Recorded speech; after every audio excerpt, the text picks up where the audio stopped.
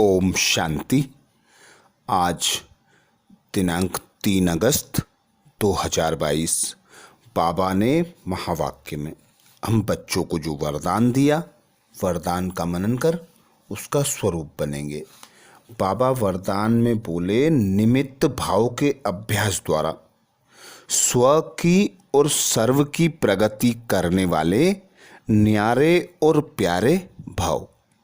आज न्यारा प्यारा पिता परमात्मा हम बच्चों को न्यारे प्यारे भाव का वरदान देते। वरदान में बाबा कहते, निमित्त भाव के अभ्यास द्वारा स्व की और सर्व की प्रगति करने वाले न्यारे और प्यारे भाव।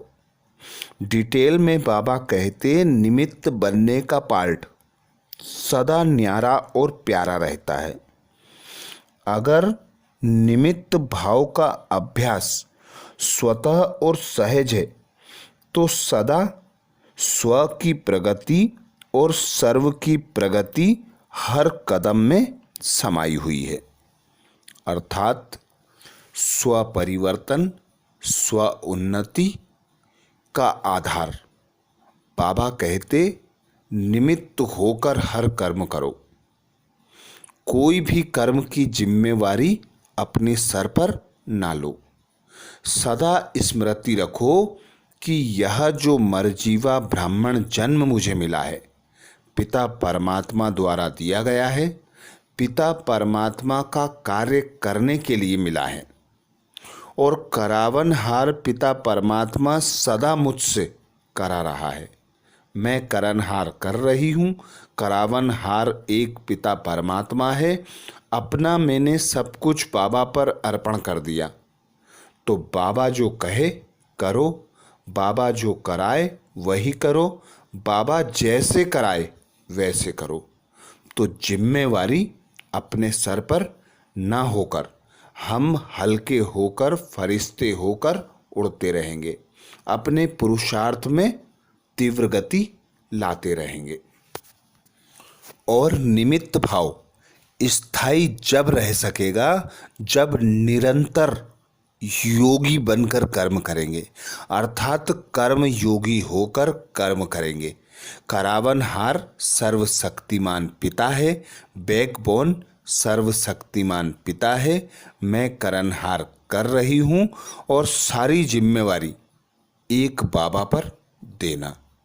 अर्थात सबका संग तोड़कर एक संग में रहना, एक पिता परमात्मा का बन जाना, अपना सब कुछ बाबा पर अर्पण कर हल्के फरिश्ते बन जाना। तो बाबा कहते, स्व की उन्नति होगी, साथ में सर्व आत्माओं की भी उन्नति करने के निमित्त बन सकेंगे। इसीलिए बाबा सदा श्रीमत देते, गृहस्थी बनकर कर्म करोगे, जिम्मेवारियां लोगे तो बोझ तले दब जाओगे, जो 63 जन्मों से तुम दबते आ रहे थे। अब ट्रस्टी बनो, हर कार्य को सेवा समझकर और करावनहार पिता परमात्मा को साथी सहयोगी बनाकर उस पिता की श्रीमत पर कर्म करना है। तो कोई भी कर्म का आकर्षण हमें अपनी ओर नहीं खींचेगा।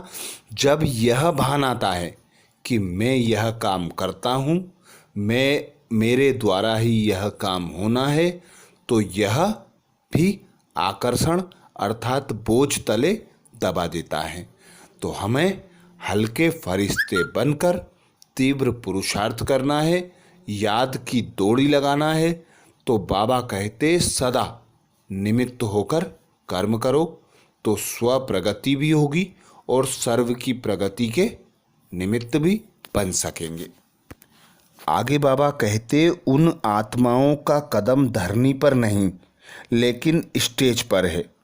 निमित्त बनी हुई आत्माओं को सदा यह स्मृति स्वरूप में रहता कि विश्व के आगे बाप समान का एग्जाम्पल बनना है।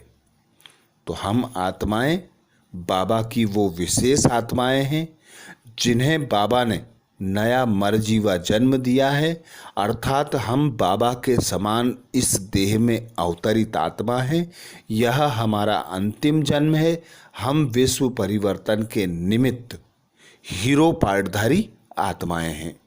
हर आत्मा हम आत्मा के चाल चलन, चेहरे, बोल से कुछ ना कुछ सीखती हैं। तो बाबा कहते ऐसी आत्माएं जो निमित्त होकर कर्म करती हैं, वे आत्माएं हीरो पार्टधारी हैं। विश्व स्टेज पर पार्ट बजाती हैं, उन्हें देखकर सभी पार्ट बजाते हैं।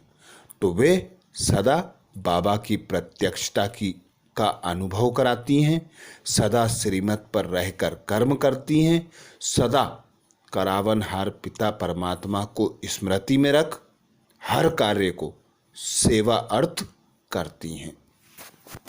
उनके पैर सदा उपराम रहते हैं। 5 तत्वों से उपराम रहकर खुद को संपूर्ण संपन्न फरिश्ता अनुभव करते हैं। स्लोगन में बाबा कहते सुखदाता के बच्चे सदा सुख के झूले में झूलते रहो, दुख की लहर में नहीं आओ। सुखदाता के बच्चे सदा सुख के झूले में झूलते रहो, कभी दुख की लहर में नहीं आओ। तो सुखदाता पिता परमात्मा, सुख का सागर, हम बच्चों को सुख स्वरूप की स्मृति दिलाते कि तुम आत्माओं का गुण अर्थात स्वधर्म है सुखी रहना, प्रसन्न रहना, शांत रहना। तो कभी भी तुम आत्माओं को दुख की लहर ना छुए, क्योंकि तुम्हारी जो जड़ मूर्तियां हैं आज भी मंदिरों में हर्षित मुख दिखाते हैं, अर्थात सर्व प्राप्तियों से संपन्न, सर्वगुण संपन्न बताते हैं। इसीलिए ब्राह्मणों का गायन है, अप्राप्त नहीं कोई वस्तु ब्राह्मणों के खजाने में। तो दुख की लहर आ नहीं सकती। आज बाबा ने महावाक्य में हम बच्चों को जो मुख्य सार सुनाया, सार का मनन करेंगे। बाबा कहते मीठे बच्चे, बाप की याद कायम जब रहेगी जब बुद्धि में ज्ञान होगा। ज्ञान युक्त बुद्धि से रूहानी यात्रा करनी और करानी है। मीठे बच्चे, बाप की याद कायम जब रह सकेगी जब बुद्धि में ज्ञान होगा। ज्ञान युक्त बुद्धि से रूहानी यात्रा करनी और करानी है। प्रश्न किया बाबा ने, ईश्वर दाता है फिर भी ईश्वर अर्थ दान करने की रस्म क्यों चली आती है? ईश्वर दाता है फिर भी ईश्वर अर्थ दान करने की प्रथा क्यों चली आती है? उत्तर में बाबा कहते क्योंकि ईश्वर को अपना वारिस बनाते हैं, समझते हैं इसका एवजा यह दूसरे जन्म में देगा। ईश्वर अर्थ देना माना अपना बच्चा बना लेना। भक्ति मार्ग में भी बच्चा बनाते हो, अर्थात सब कुछ बलिहार करते हो। इसलिए एक बार बलिहार जाने के रिटर्न में 21 जन्म बलिहार जाता है।